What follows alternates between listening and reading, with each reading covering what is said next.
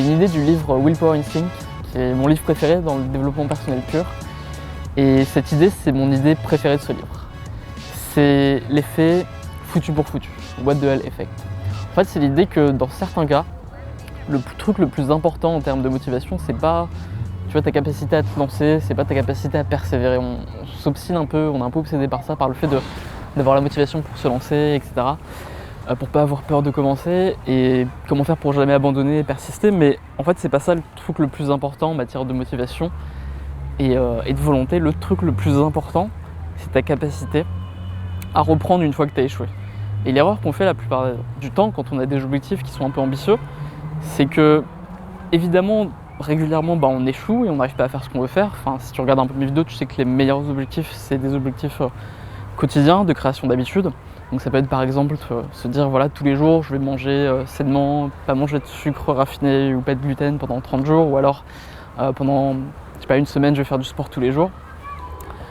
C'est bien d'avoir ce genre d'objectif, mais en même temps que tu définis ces objectifs, c'est important d'avoir un plan B, tu vois, si jamais tu n'arrives pas à le tenir. Parce que ce qui se passe, c'est que quand on échoue, par exemple pendant un jour, si un jour tu te mets à manger n'importe quoi, ou alors si un jour tu te mets à pas faire du sport, ce qu'il y a, c'est que tu vas te dire ok, foutu pour foutu, j'ai raté mon projet, du coup je vais pas manger non plus bien le lendemain, je vais recommencer la semaine prochaine. Puis la semaine prochaine tu te dis je remets ça au mois plus tard.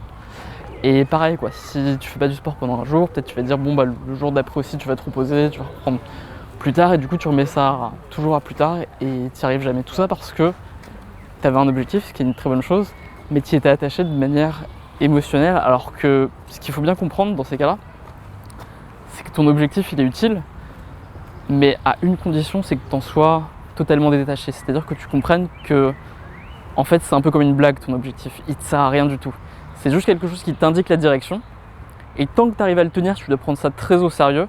Tu vas dire je dois absolument tous les jours, coûte que coûte, aller au sport tous les jours, bien manger tous les jours, ou écrire une page d'un livre ou de je sais pas quoi tous les jours. Mais à partir du moment où tu dévies un peu de la route, tu dois te rappeler que cet objectif il est un peu absurde, qu'il sert à rien, et que c'est pas très grave si t'as pas réussi à le tenir, et revenir sur la route lentement en réalisant que c'est juste un jeu.